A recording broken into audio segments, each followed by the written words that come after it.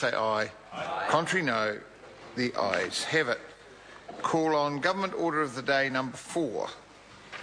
Heritage New Zealand Pouhere Taonga Bill, first reading. Mr Speaker.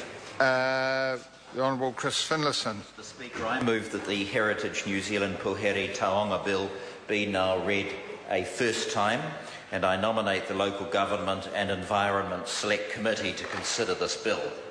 Mr Speaker, it's great to stand here tonight to continue the proud National Party tradition of providing strong support for arts, culture and heritage, because the National Party's arts pedigree is excellent.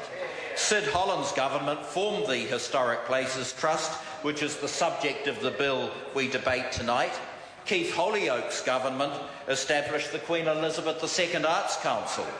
Rob Muldoon appointed the First Minister for the Arts in 1975, Alan Hyatt, regarded by many as the best Minister of the Arts in our country's history.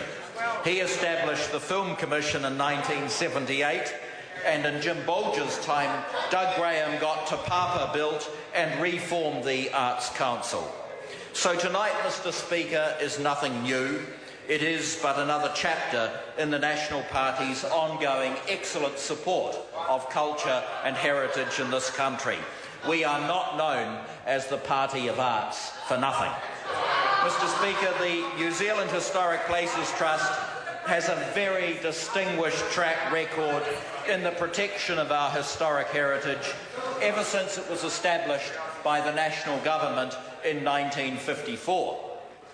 Just as National created the Trust and over the years has strengthened it, this bill now seeks to ready it for the 21st century.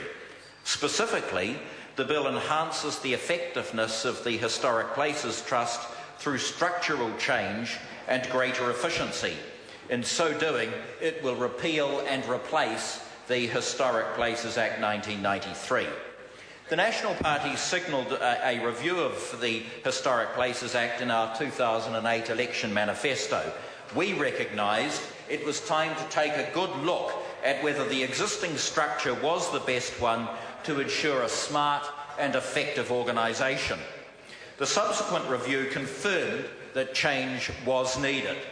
A key finding was a lack of clarity around the organisation's statutory and membership roles. This meant branch committees risked being constrained by the priorities setting, the rules and the conventions of a Crown entity. It also meant elected board members were constrained in their ability to represent the interests of those who elected them. What this bill seeks to do is to separate these roles by consolidating the statutory function of the Historic Places Trust and ensuring strong and independent heritage advocacy. So the bill disestablishes the branch committees, removes the 3 positions for elected members on the Trust board, and creates 2 new positions for members who are to be appointed by ministers. Mr Speaker, only a very small proportion of the Trust's members are actually on branch committees. Under the proposed changes, former branch committee members will still be able to support the work of the Trust and continue to receive the benefits that membership offers. They will not, however, be involved in the Historic Places Trust's governance or statutory work. Mr Speaker, let me be very clear. Nothing in this legislation undermines or lessens local heritage advocacy. Political and statutory action has long been underpinned by support from heritage advocates in the community.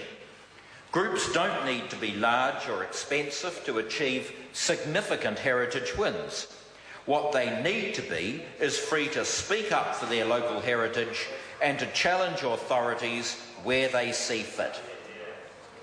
Alongside changing the structure of the Trust, the bill seeks to change its name. The new name proposed is Heritage New Zealand Pouhere Taonga. The key aspect of the change is the removal of the word trust, a term which is inconsistent with the organisation's regulatory responsibilities and its status as a Crown entity. The change will also clearly distinguish the newly named Heritage New Zealand from any independent trusts which may be formed by former branch committee members in the future. The most significant reforms proposed by the bill are to the protection of New Zealand's archaeological heritage. Under the existing Act, no person may destroy, damage or modify an archaeological site without prior consent from the Trust. Current archaeological consent processes are far too complex and are poorly aligned with the Resource Management Act. They also lack opportunities for Maori input. They require significant reworking to bring them up to date. The bill reforms archaeological consents, ensuring they will be faster, simpler and more efficient for applicants. It aligns the timeframes with those in the Resource Management Act, reducing maximum timeframes for the future Heritage New Zealand to process applications for modification of archaeological sites. It provides a simplified application process for proposals that have only a minor effect on archaeology, and it requires Heritage New Zealand to consult on and publish its policy for administering archaeological consents. Importantly, Mr. Speaker, these changes also recognise the significance to Maori of many archaeological sites. In the wake of the Canterbury earthquakes, the bill also proposes a separate emergency archaeological consent system that can be invoked in the event of a natural disaster, including a special emergency consent. This will give Heritage New Zealand the discretion to reduce the documentation required for applications and will shorten timeframes both for decision making and for appeals. It will ensure that we can continue to record and investigate our heritage, but without putting lives at risk or impeding reconstruction. Another aim of the bill is to reduce costs and difficulties for property owners. Under the current legislation, if the Trust carries out an investigation of the archaeological value of a site, but there turns out not to be any value, the costs of investigation are still recoverable from the owner. The bill removes the power to recover costs in such cases so that private citizens are no longer disadvantaged by this practice. The bill also removes ambiguity in the circumstances where the Trust may have regard to government policy. Mr. Speaker, under the current legislation, the responsible minister is prohibited from giving a direction to the Trust on heritage matters. The bill clarifies this provision in an approach which is consistent with the Crown Entities Act.